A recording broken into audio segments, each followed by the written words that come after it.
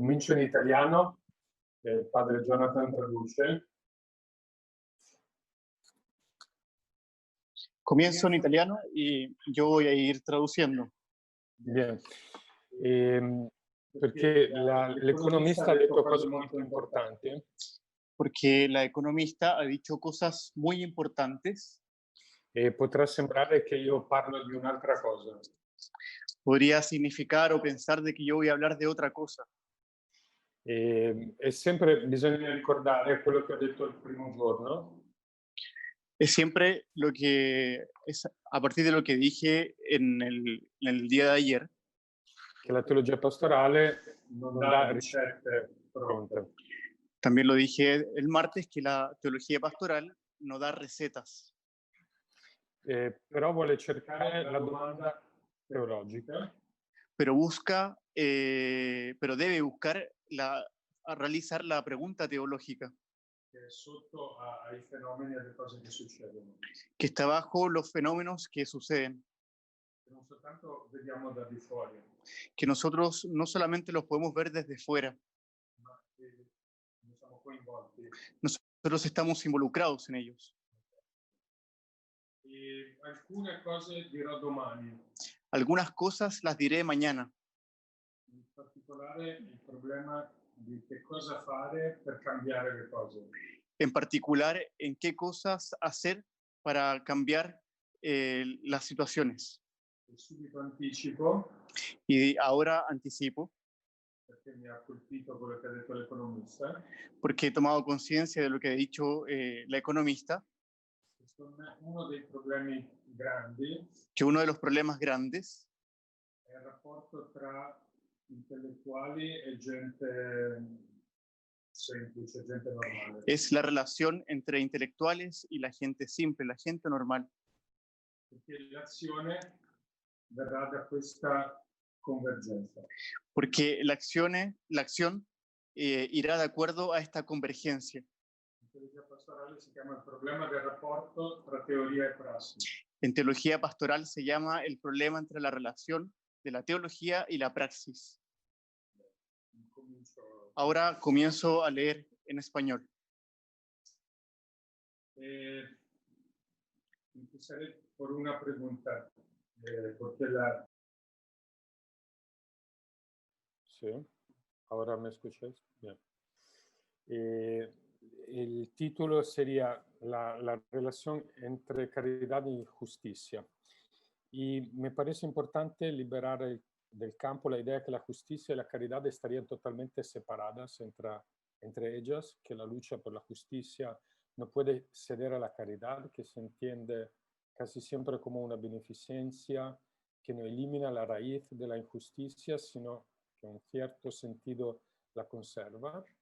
Y quienes ejercen la caridad descuidan los deberes de la justicia, porque la caridad pertenece o pertenecería a un orden superior respecto a la distribución de la justicia. Esta separación no solo no es verdad en sí mismo, también es problemática y sobre todo que es lo que más cuenta aquí, no corresponde adecuadamente a lo que la palabra de Dios revela de esta relación. Una riqueza y una profundidad que no se pueden reducir a cualquier frase que puedo decir ahora aquí o sea dicha en modo pasajero. Por esto me parece importante recordar que no podemos trasladar directamente palabras y términos de nuestro uso corriente a la Sagrada Escritura. Es decir, interpretarla a la luz de la experiencia que nosotros tenemos de aquellos conceptos.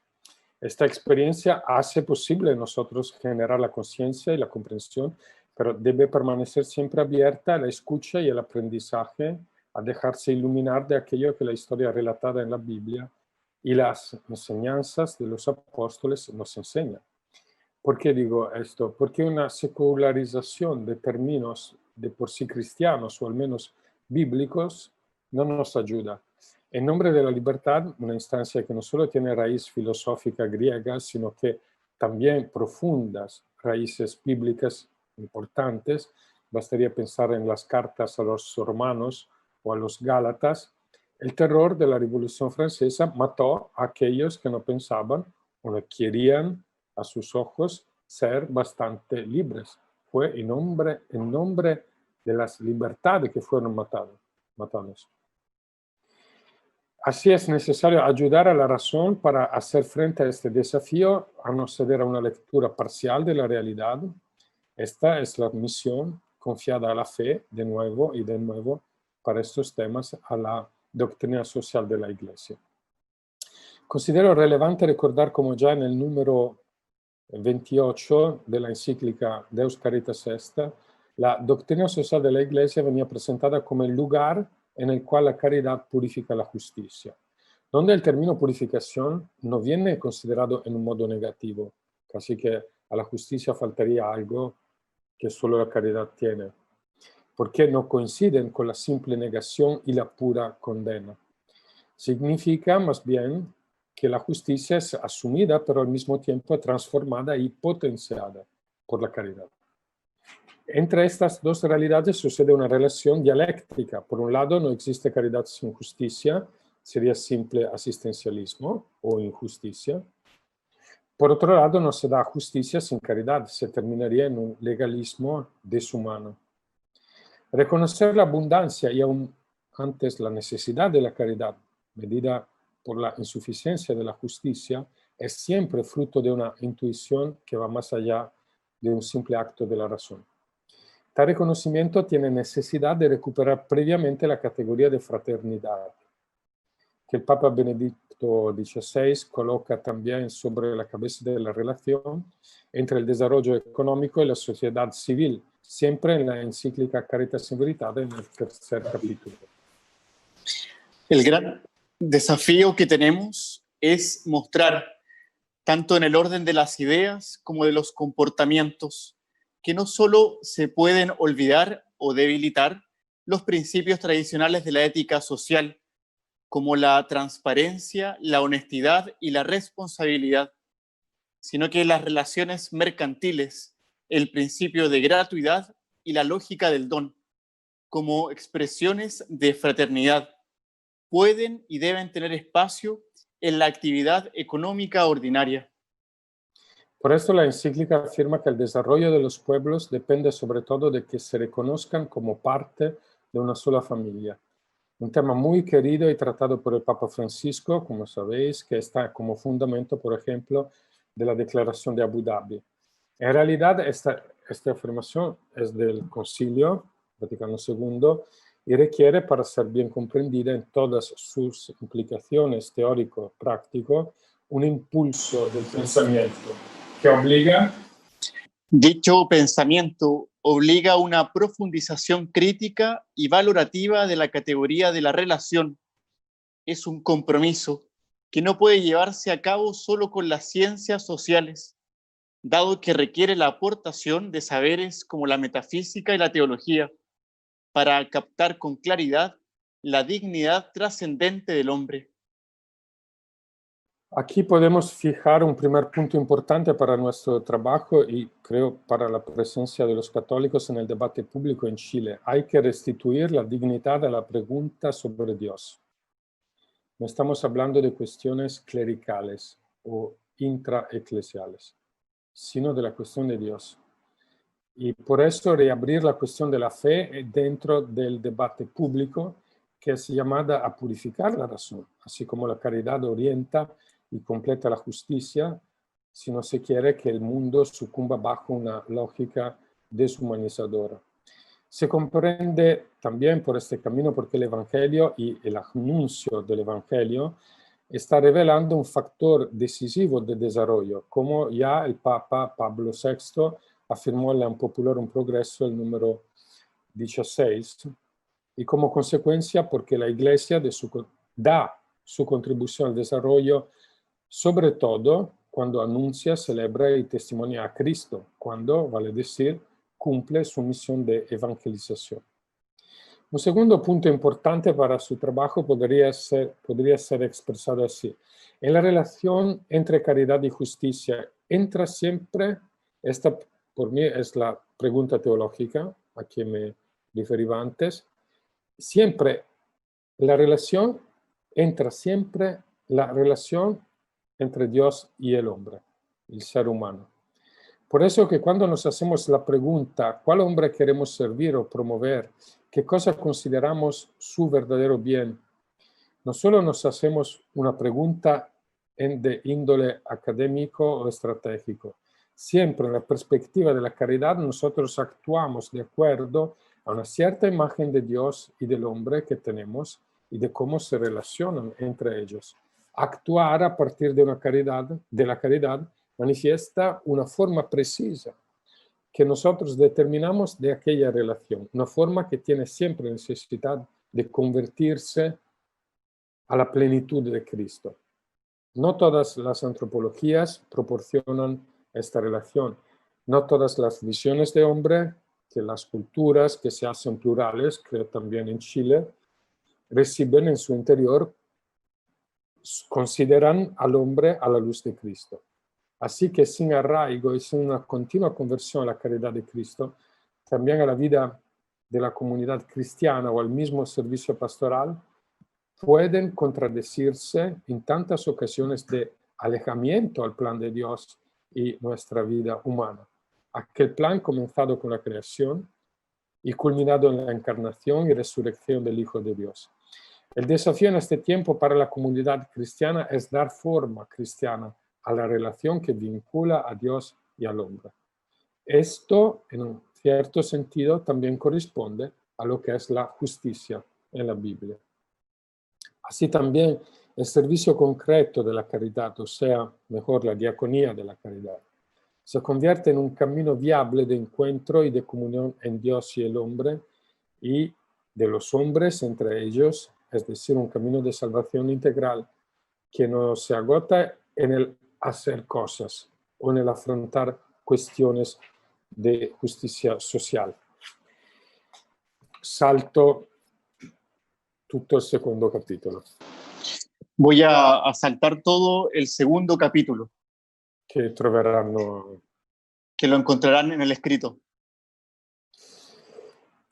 Asumir este desafío significa para la comunidad cristiana superar una concentración limitada de su acción. Y veo esto particularmente en relación con los temas de la considerada pastoral social. Más concretamente, me parece que es en el planteamiento o trazado de la acción eclesial, tal como se configuró en el trinomio evangelización, liturgia, caridad, lo que contribuyó en forma decisiva al aislamiento de la pastoral social del resto de la pastoral diocesana y, por lo tanto, ya sea por la autorreferencialidad de la vida de las parroquias o de las diócesis, o por su incapacidad de vivir en medio de la sociedad a su servicio. Un poco tal vez como sucedió en Italia y quizás también en Chile. Fue propio al origen de la modernidad que el trinomio comenzó su fortuna en la reflexión de la teología pastoral a partir de la comprensión del ministerio de Jesús dividido en la dimensión sacerdotal, profética y real.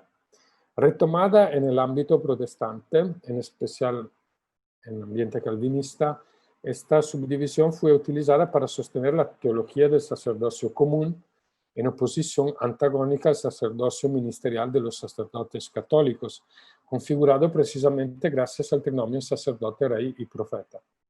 Tal trinomio vale cierta y correctamente cuando es comprendido unitariamente, porque Cristo no fue tal vez profeta, tal vez sacerdote, tal vez rey.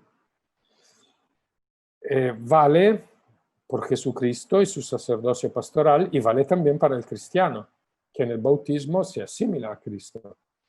En ámbito católico, ya en el contexto post-Concilio de Trento, viene siempre más usado para estructurar la figura y la misión del pastor, especialmente en la del párroco, al cual venían atribuidas las tres competencias fundamentales en latín, Magisterium Verbi, Ministerium Gratiae, Regimen Animarum, Ministerio de la Palabra, de la Santificación y del Gobierno. Dicho trinomio también se convirtió en la configuración del mundo laical católico cuando comenzó a partir de la mitad de 900 a valorizarse el sacerdocio común de los fieles, naturalmente con ciertas modificaciones importantes. No más ministerio de la palabra, sino formación catequística, no más ministerio de santificación o de los sacramentos, sino participación litúrgica, no gobierno de las almas, sino vida de caridad. En la fórmula más usada, catequesis, liturgia, caridad.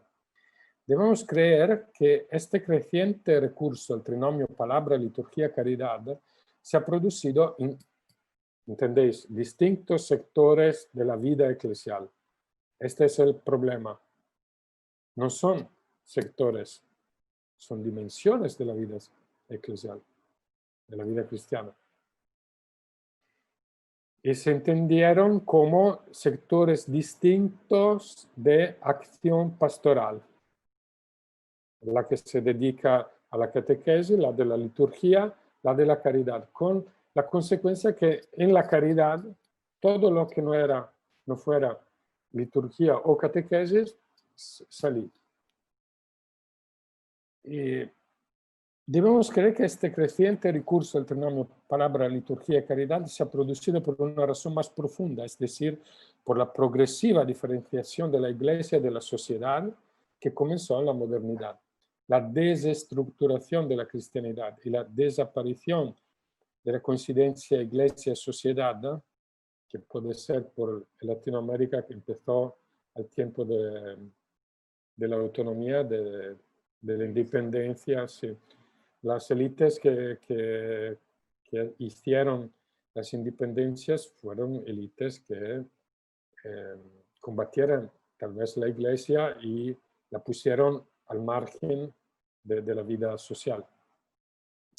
Este significó para la iglesia el esfuerzo de definirse a sí misma y a su propia presencia en la sociedad. Así que necesariamente se debía responder a la pregunta: ¿en qué consiste la acción pastoral? La diferenciación y la secularización cada vez más generalizada llevaron a una revisión más exhaustiva de la acción pastoral y la necesidad de recomponer de manera más persuasiva un pastoral integral.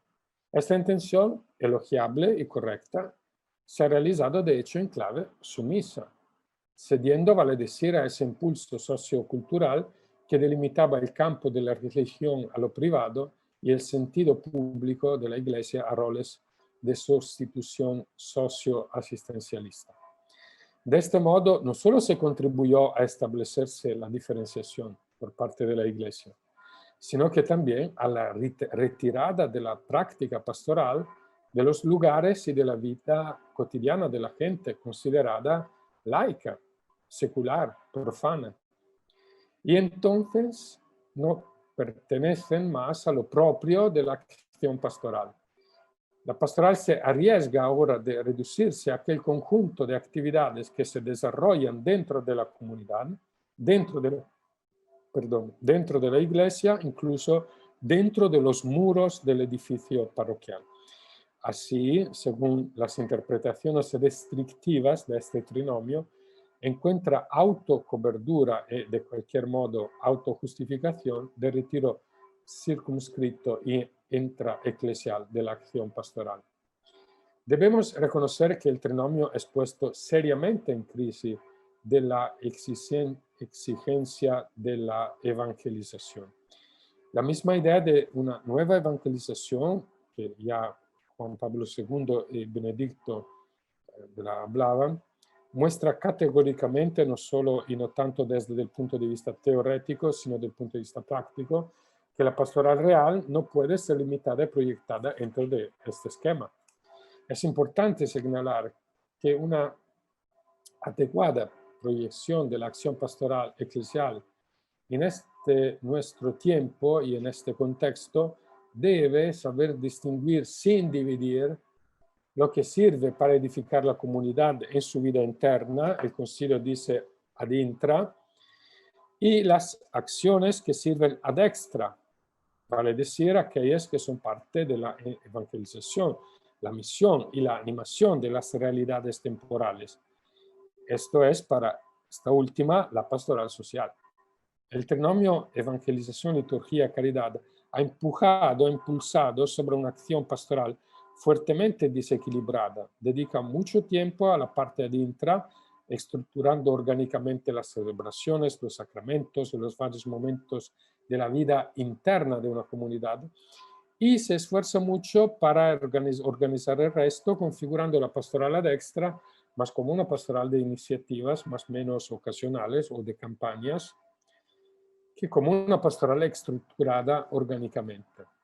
En algún otro lugar si vale, o por aquel que vale, yo he apoyado la tesis de cómo un nuevo modelo de acción eclesial pueda ser útilmente proyectado a partir de una, como he dicho antes, la antropología dramática del teólogo von Balthasar, el cual ha identificado tres polaridades antropológicas constitutivas: alma, cuerpo; mujer, hombre, individuo, sociedad, que a su vez identifican tres grandes campos de la experiencia humana: el cuidado del alma y cuerpo, la de la vida afectiva, de parejas y de familia, a las que pertenecen todas las generaciones, y la de la vida social, que nos interesa aquí, con los temas relacionados con el trabajo, la economía, la política y los fenómenos que estructuran la vida social.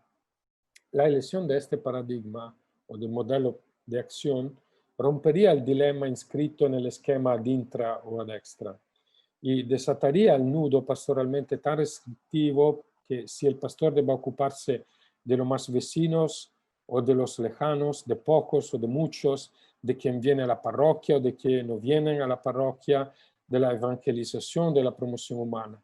¿Por qué? Porque se trata, en efecto, de dimensiones que pertenecen contemporáneamente a la experiencia del hombre en cuanto hombre, independiente de que pertenezca a una religión institucional, y a la vivencia cristiana específica, porque son dimensiones estructurales de la persona, a la cual la óptica del Evangelio y la gracia del Espíritu Santo dan una forma específica y original, plástica y dinámica. Dimensiones, por tanto, que son contemporáneamente misioneras y de edificación de la comunidad cristiana. No hay ser humano cristiano o no cristiano que no esté interesado en la propia vida afectiva o que no la viva. No es una cuestión solo de los cristianos. O que no esté puesto en relación con una sociedad de la cual habla el idioma y asumió su cultura, o que no se ponga el problema de la relación con la autoridad civil que promulga las leyes a las cuales debe someterse. No hay ser humano que hoy no se enfrente hoy a la cuestión antropológica, de la que no depende solo el presente, sino también el futuro de los individuos, de la sociedad y de la iglesia. En consecuencia, no hay ser humano que no se encuentre en condiciones de valorar, comprender y eventualmente elegir la vida cristiana para enfrentar estas tensiones: alma, cuerpo, mujer, hombre, individuo, sociedad. Estas tensiones, esta polaridad antropológica cotidianamente nos presentan cada día.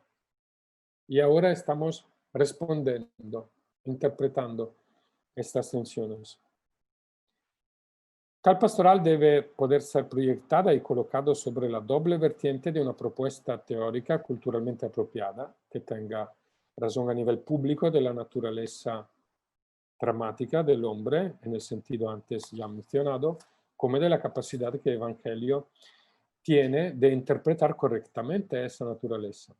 Y no solo teoría, de la activación de instrumentos que acompañan estructuralmente, no episódicamente u ocasionalmente, la encarnación de aquella misma propuesta, así grupos eclesiales, centros culturales, comités de empresas, foros para profesionales, escuelas, consultores, en la vida concreta de la comunidad cristiana, según el principio de la subsidiariedad. Lo que hace la parroquia no debe ser la diócesis o viceversa.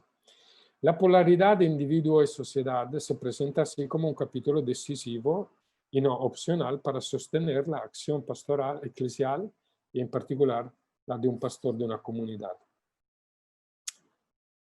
La justificación de una necesaria pertenencia a un pueblo, el reconocimiento de los inalienables no negociables derechos de la persona al interior de cualquier forma de organización social, la crítica al corrosivo subjetivismo moderno y postmoderno, por la asunción de la tarea de hacer razonable la ineliminable estructura social de la vida y de la cultura del hombre. Por eso, dentro de esta perspectiva, asume, a mi juicio, una importancia decisiva la correcta comprensión de la tarea que espera los laicos que participan en la acción pastoral de la Iglesia y aquello que espera en cambio a los pastores y a los pobres. Empiezo de los laicos. Creo que debemos enfrentar aquí y esclarecer el tema de la corresponsabilidad, de la participación y de la cooperación. Tres palabras que no entienden la misma realidad y que frecuentemente y erróneamente son interpretados como intercambiables entre ellos y por lo tanto fuente de equívocos en el momento en el que se intenta de precisar los servicios de los distintos sujetos de la acción eclesial. El francés Legrand, con una cierta aproximación, describe el equívoco en estos términos. En nuestros días, el rol de los laicos y su responsabilidad son menos apreciados y menos sostenidos, porque la promoción de los laicos está por tomar la forma de su mayor participación en la actividad que esperaba tradicionalmente a los sacerdotes y religiosas.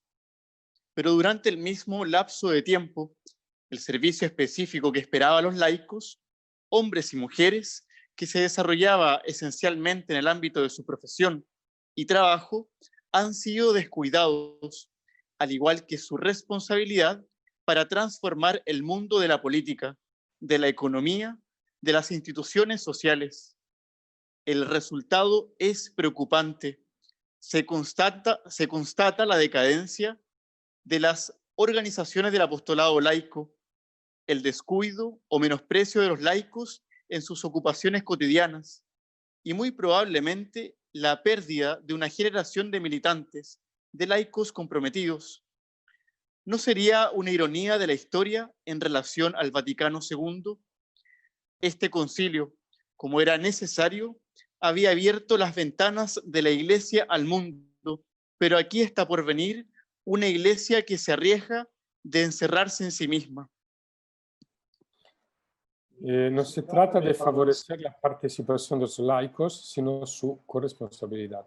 Tal corresponsabilidad está enraizada en la consagración bautismal y es requerida por la misión evangelizadora implícita en esta misma consagración.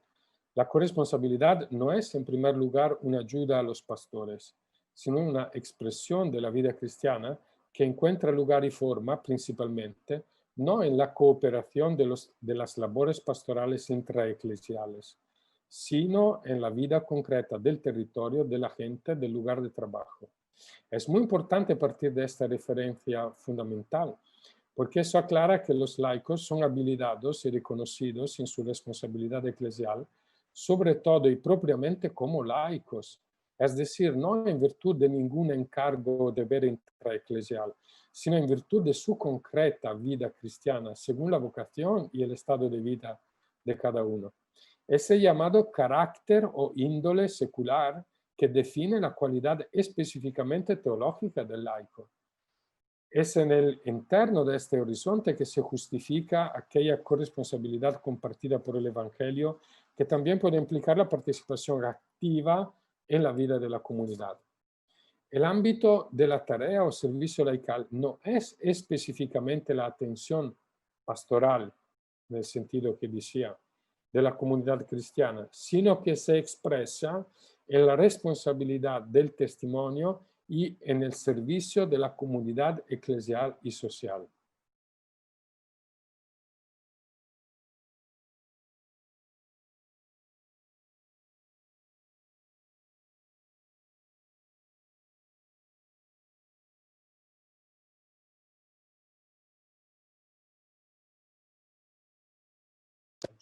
Sí. La índole secular expresa la modalidad, la forma en que la dimensión constitutiva secular de la Iglesia se realiza en la vida de la mayor parte de los fieles. Los laicos deben buscar el reino de Dios tratando las cosas temporales y orientándolas según Dios. La índole secular tiene significado teológico porque dice la modalidad específica con la cual el cristiano laico participa en la instauración del reino, edificando la iglesia y obrando en el mundo. El hecho que la teología del laicado se coloque correctamente en el ámbito de la teología práctica puede parecer reductiva solo para quienes, con persistente y distorsionada ignorancia, considera tal ámbito teológico secundario, como si el ser humano y la historia fueran un simple accidente de la obra de salvación, como si la alianza y la encarnación no fueran constitutivas y formativas de la elaboración teológica. En tal ámbito, la corresponsabilidad debe vivirse en el testimonio activo sin necesitar de mandatos especiales. Subrayo la última expresión, sin necesitar de mandatos especiales. Segundo, los pastores. Si vale esta afirmación de una proyección de la acción eclesial en nuestro tiempo, en este contexto, que en el individuo sociedad identifica una de sus prioridades y en el trabajo vida social un campo que realmente ocupa gran parte del tiempo, de las energías y de la preocupación de los hombres, la centralidad de toda la pastoral a partir de las grandes polaridades constitutivas haría presente y activa la condición de los pastores en dimensiones centrales para la vida de las personas, centrales ya sea para la interioridad como para la sociedad. La reinterpretación de las funciones de la condición o guía del sacerdote pastor iría en la dirección de una recuperación de su rol, hoy oscurecido, sino malentendido, como figura autorizada en orden a la clarificación y a la transmisión del sentido de la vida. En una sociedad donde toda la vida era interpretada a través del prisma hermenéutico, cioè de una comprensión sagrado, tal visión sagrada de las cosas, aunque imperfecta, ciertamente parecía culturalmente adecuada, vale decir, capaz de tener sentido, también comprendida por la gente más simple, e integrada en el tejido social. El cambio veloz y el cambio de época de la última modernidad han hecho quebrar esta concepción en sus presupuestos culturales. El código de lo sagrado se está debilitando en lo exotérico y paranormal y nos sirve más decir en forma simbólicamente aceptable las figuras del ministerio ordenado. Si se mantiene, de hecho, lo descalifica, eliminándole en la interpretación decididamente funcional de prestadores de servicios, funcionarios de los sagrados. No sé cuántas misas celebran los curas de Santiago. Hay parroquias en Italia donde el cura celebra 5 o 6 misas el domingo. Como una máquina, una fábrica de misas, un robot por las misas. La interpretación sagrada de la identidad pastoral del ministerio apostólico entonces corre el riesgo de endurecerse en una reducción anacrónica, obsoleta o fuera del tiempo, que puede satisfacer a algunos, pero a precio de la salida de la sociedad y de la historia, o de formarse en la falsificación de hombre santo o gurú que arrastra, manipula y plagia. Engrandecimientos a la vez arriesgadas de la cual surgen los fundamentalistas u los fanáticos. En el opuesto, la interpretación secularizada que reduce la figura del cura en un actor social y o el apoyo o consejero psicológico, absorción del servicio público pero para uso privado o de relación intimista privada. La elección de una diversa configuración pastoral tendría como consecuencia de hacer objetivamente y no solo teóricamente los laicos mayormente sujetos de la acción pastoral, en cuanto directa y específicamente comprometidos en lo que significa las polaridades constitutivas, familia, trabajo y sociedad en particular. la acción de guía de los pastores se configuraría como promotores de la vida de los laicos. Sería el gran tema de la paternidad, al servicio de la valorización de su específica vocación, el reduccionismo, clericalización del laicado, atropello de los laicos en actividades puramente intraeclesiales, fuga del compromiso en el mundo. En esta hipótesis de reconfiguración de la acción eclesial, de donde se podría reempezar, como quiere la demanda, la pregunta, se comprenderá bien el lugar que ocupa la liturgia, que no puede ser considerada ni tratada en grado de un sector que está al lado de los otros, por su irreducible naturaleza de, dice el concilio, fons et culmen, fuente y cumbre, de toda la acción de la Iglesia. En una estructura de este tipo, más ágil y más flexible, pero también menos arbitraria e indeterminada de la actualmente vigente, los mismos consejos consultivos o pastorales asumirían más eficazmente su rol de lugares de discernimiento comunitario sobre la vida de la comunidad y de lo que es necesario activar en orden a la maduración de las dimensiones constitutivas de la vida pastoral. La activación de la corresponsabilidad en este caso sería una especie de necesidad interna. Último punto, los pobres. Me parece importante. ¿Qué cosa propia o específica agrega a nuestro tema el tema de los pobres?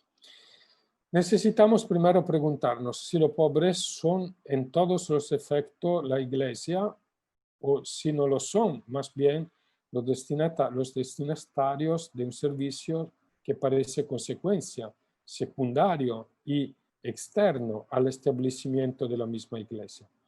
En esta última perspectiva se trataría de una relación asimétrica donde los pobres no serían constitutivos a la identidad de la comunidad cristiana, sino una ocasión para una manifestación de sus buenas obras. La tripartición de la acción pastoral a la que acabo de referirme, en un cierto sentido, revela una lógica que está lejos de ser inclusiva, sea de la Iglesia respecto a la sociedad, sea de los pobres respecto a la Iglesia. Mientras los pobres edifican a la Iglesia y la hacen manifestación del misterio de Cristo y de su gracia. Indica la exhortación Evangelii Gaudium a propósito del cuarto principio social expuesto por el Papa Francisco y denominado el todo es superior a la parte. Tanto la acción pastoral como la acción política procuran recoger en ese poliedro lo mejor de cada uno. Allí entran los pobres con su cultura, sus proyectos y sus propias potencialidades. Aún las personas que puedan ser cuestionadas por sus errores tienen algo que aportar que no debe perderse. Es la conjunción de los pueblos que en el orden universal conservan su propia peculiaridad. Es la totalidad de las personas en una sociedad que busca un bien común que verdaderamente incorpora a todos. A los cristianos, este principio nos habla también de la totalidad o integridad del Evangelio que la Iglesia nos transmite y nos envía a predicar. Su riqueza plena incorpora a los académicos y a los obreros, a los empresarios y a los artistas, a todos. Por lo tanto, reconocer los pobres y vivir en comunión con ellos, relacionarse en términos de una recomprensión de nosotros mismos a la luz de nuestra comunión con ellos, significará ante todo dejarse evangelizar por ellos, dejar que obre en nosotros aquellas recomprensiones de nosotros mismos que su búsqueda de reconocimiento obrará en nosotros. Es precisamente en las personas pobres, débiles, humilladas, que podemos reconocer más claramente este poder de novedad y de caridad que viene del Señor. El que se ha hecho pequeño y débil continúa hoy haciéndose encontrar en las personas pequeñas y débiles. Por tanto, en los hambrientos, en los desahuciados, en cuantos por diversos motivos viven marginados. Estos pequeños son los custodios, los guardianes del poder misterioso de Cristo que habita en los débiles y los hace su imagen. Cada vez que hicieron estas cosas a uno solo de estos mis hermanos más pequeños, me lo hicieron a mí. Para encontrar la respuesta a la pregunta, ¿quién es el hombre a los ojos de Dios? Es necesario que nos coloquemos a su lado, que nos dejemos interpelar por el reconocimiento que avanzan hacia nosotros, dentro del cual podemos discernir la presencia y la llamada del mismo Cristo.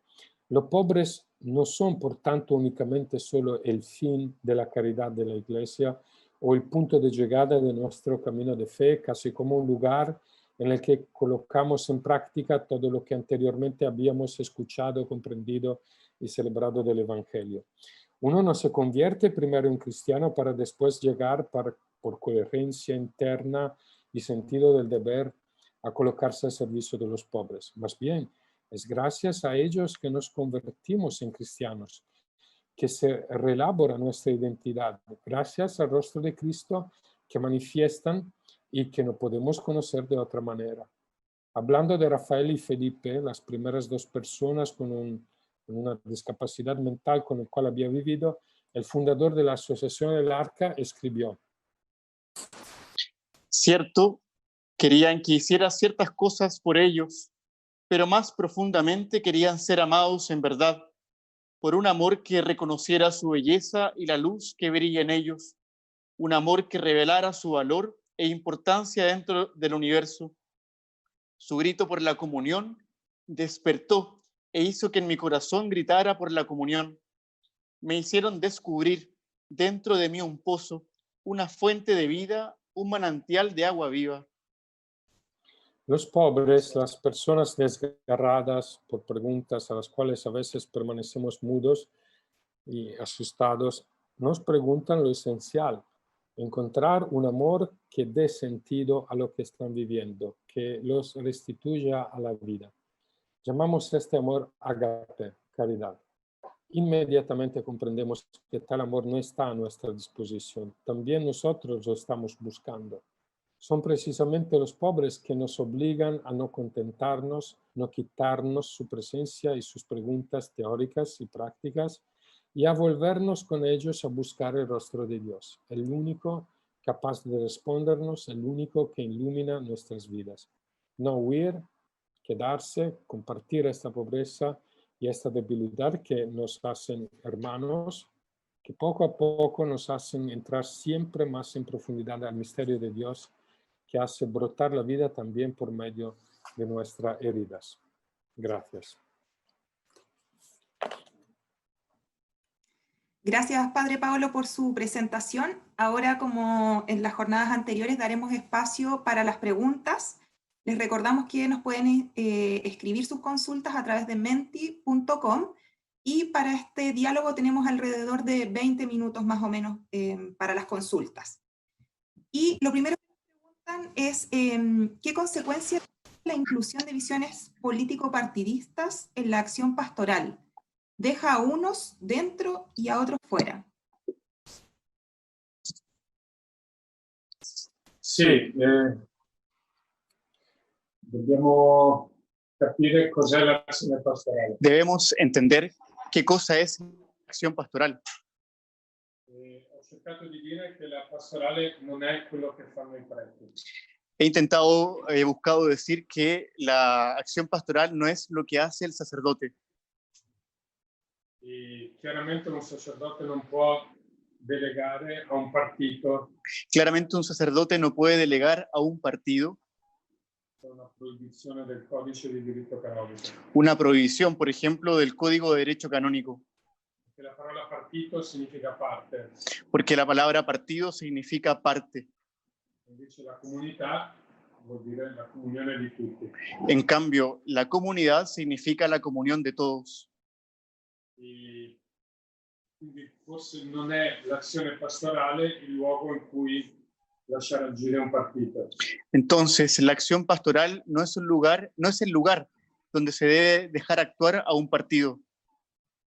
L'azione pastorale deve preparare gente, La acción pastoral debe preparar a gente, credo, questo anche dirò domani, creo, esto también lo diré mañana, a scegliere la forma della sua partecipazione politica. a elegir la forma de su participación política, Ma non può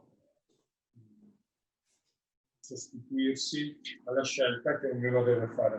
pero no puede sustituir la elección que cada uno debe realizar, A meno che al menos que non siano diventati problematici, un problema, no sea realmente convertido en un problema. i diritti fondamentali della persona, Los derechos fundamentales de la persona, il diritto alla vita, el derecho a la vida, il diritto alla libertà religiosa, el derecho a la libertad religiosa, il diritto alla libertà. el derecho a la libertad. Quando i diritti fondamentali della vita umana sono in pericolo, Cuando los derechos de la vida humana fundamental están puestos en peligro, la Chiesa deve intervenire, entonces ahí la Iglesia debe intervenir. non può stare ferma. No puede estar detenida, no puede estar paralizada.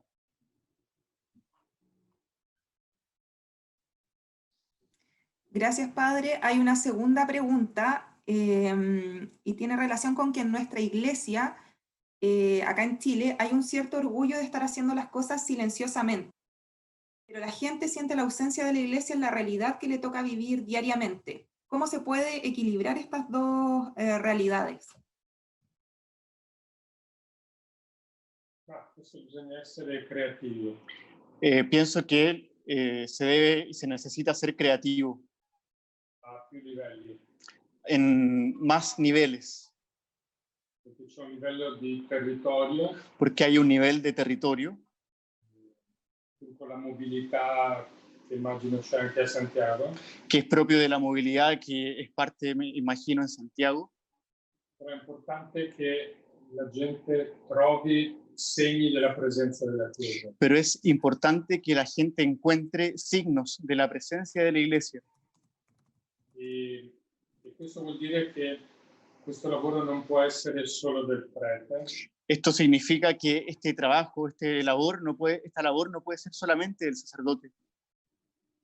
e quindi a questo primo livello è importante questo. En este primer nivel es importante esto.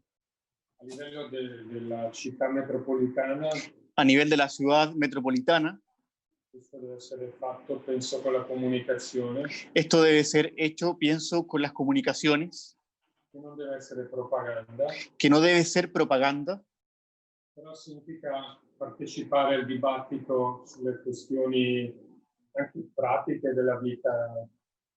Non so, se chiudono una scuola, non si può stare zitti. pero significa ser parte del debate de la vida de las personas, Senza imporre, però con presenza. sin obligar, sin decir lo que se tiene que hacer, pero estando presente en la vida. Cioè, mettere il Vangelo dentro al giudizio sulle cose. Es decir, colocar el Evangelio en el juicio sobre las cosas, Aiutare a orientare le azioni in modo che la vita umana sia degna.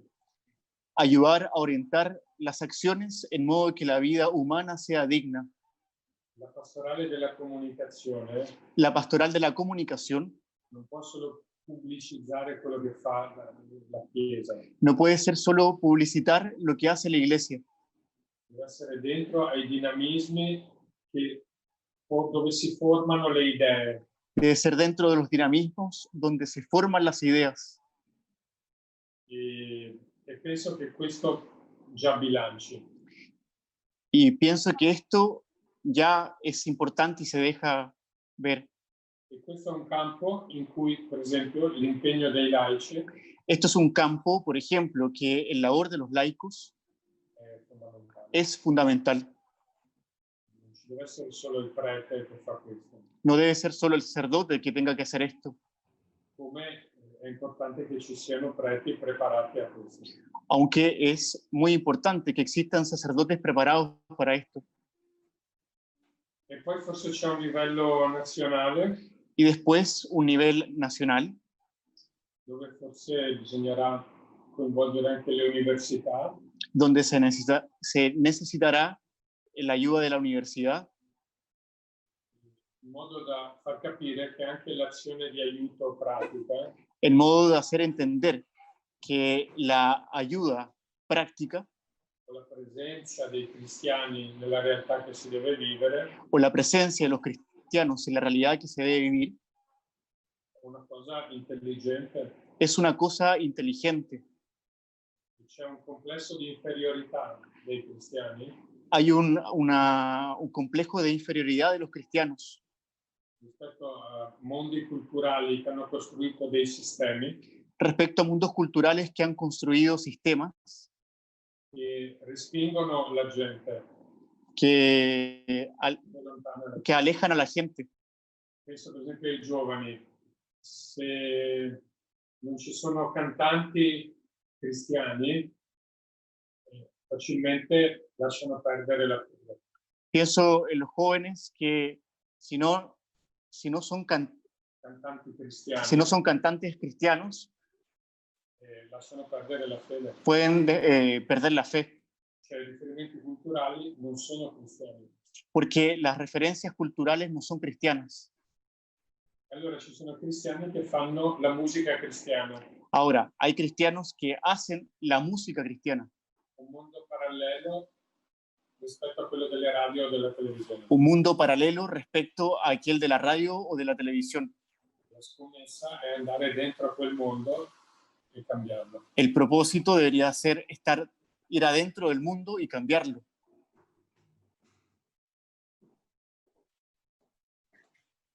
Sí, padre, hay un par de preguntas más. Agradecemos a la gente que nos está siguiendo desde Italia y desde Honduras, a todos quienes están conectados. Y la tercera pregunta que nos llega dice, se habla de superación entre las categorías ad intra y ad extra. ¿Cómo podemos colaborar a superar también los fanatismos religiosos como reacción extrema a la modernidad? Questa è una grande domanda. Esto es una gran pregunta. Io penso che la risposta è di aderire al reale. Yo pienso que la respuesta es adherir a la realidad, Perché la vita per come è porque la vida por cómo es non presenta questa separazione ad intra e ad extra. no presenta esta separación entre ad intra y ad extra. Quello che è cristiano dà forma a qualcosa che è di tutti. Lo que el cristiano da forma a cualquier cosa que es de todo, de todos. Di todos. Il fanatismo religioso El fanatismo religioso non va deriso, tomare il pelo. no se toma, el fanatismo religioso no puede tomar el pelo. Non si può tomargli il pelo. No se puede tomar a la ligera O disprezzarlo o despreciarlo, perché nasconde una paura, porque esconde un miedo, un bisogno una necesidad che deve essere evangelizzata. que debe ser evangelizado. Sempre io penso Yo pienso que siempre che la questione non è mettere etichette, que la cuestión no es colocar etiquetas, ma cercare la verità. sino buscar la verdad. E dunque, che cosa c'è di vero, la domanda vera del fanatismo religioso?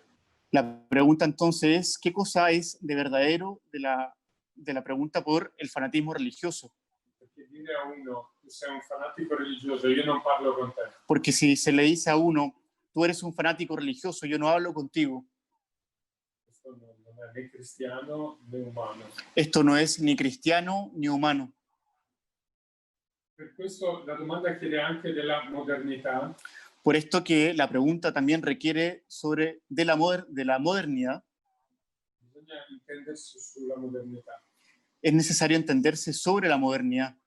Questo è un dibattito in cui non voglio neanche entrare, Esto es un debate en el cual no voy a entrar, perché in Europa si parla di postmodernità porque en Europa se habla de posmodernidad e quindi certi elementi che fanno la modernità y entonces hay ciertos elementos que son parte, sí, son parte de la modernidad, sono già passati. son ya pasados. E quindi c'è tutta, come dice il Papa, non è un cambiamento, un'epoca di cambiamenti, un cambiamento d'epoca. Como dice el Papa, no es un cambio de época, sino una época de cambio. E questo vuol dire per forza la gente che non ha più riferimenti Esto quiere decir que la gente que no tiene ninguna referencia può arrivare a forme di fanatismo puede llegar a formas de fanatismo o anche di devozionalismo. o también puede ser a formas de devocionalismo, de prácticas devocionales, Sì, la pratica ecclesiale è solo quella della liturgia. como una manifestación de la práctica solo la liturgia. Questo è un problema. Esto es un problema. Tenemos espacio para una última pregunta, Padre Paolo, y una persona nos escribe si hay algún desfase entre esta renovada responsabilidad de los laicos en la vida pastoral de la Iglesia y la mentalidad clericalista que se mantiene en las comunidades cristianas de base. Si acaso se anulan una a la otra y qué desafíos nos deja esto como Iglesia. Come dice il Papa, Como dice el Papa, il clericalismo è come il tango, el clericalismo es como el tango. deve essere in due. Se necesita que se haga de dos personas. Forse c'è una formazione da ripensare per i preti, Esto es una forma de repensar para los sacerdotes, però penso che la risposta è come quella di prima, pero pienso que la respuesta es como aquella de la primera. deve aderire alla realtà. Se debe adherir a la realidad. Quando un prete davanti a certe sfide pastorali, Cuando un sacerdote, delante de ciertos desafíos pastorales, si accorge che non ce la fa, se da cuenta que no lo puede hacer, e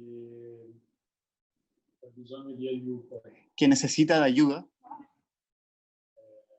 è il momento in cui deve dire forse, come sta pensando il ministero, es el momento de decir cómo estoy pensando el ministerio. e questo però c'è anche un aspetto di recepire il concilio, Esto pienso también que es como un aspecto de cómo se recibe el concilio.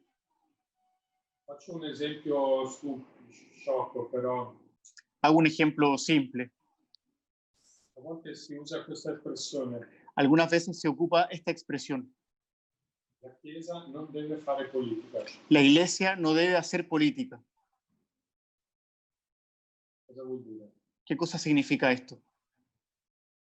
I laici cristiani Los laicos cristianos devono fare politica. deben hacer política I laici cristiani sono Chiesa. y los laicos son iglesia. Cioè c'è un modo di parlare che fa coincidere la Chiesa con la gerarchia. Es un modo de hablar que hace coincidir la iglesia con la jerarquía.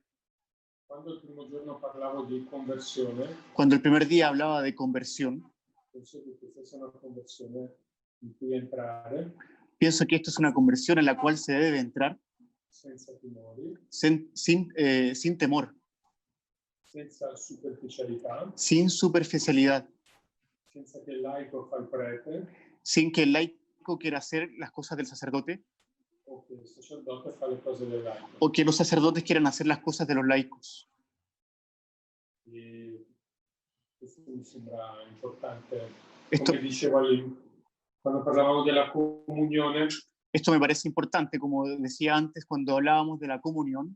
non si tratta di dividere potere in maniera diversa. No se trata de dividir el poder de manera diversa. Allora penso che sotto il problema del clericalismo Ahora pienso que bajo el problema del clericalismo forse c'è un problema di potere, hay un problema de poder, un modo di intendere il ministero o un modo de entender el ministerio fondato su una teologia del potere, fundado sobre una teología del poder e non su una teologia della comunione. y no sobre una teología de la comunión. Però ripeto, questo è un tango, Pero repito, esto es un tango. vuol dire che anche i laici pensano così. Quiere decir que los laicos también piensan así.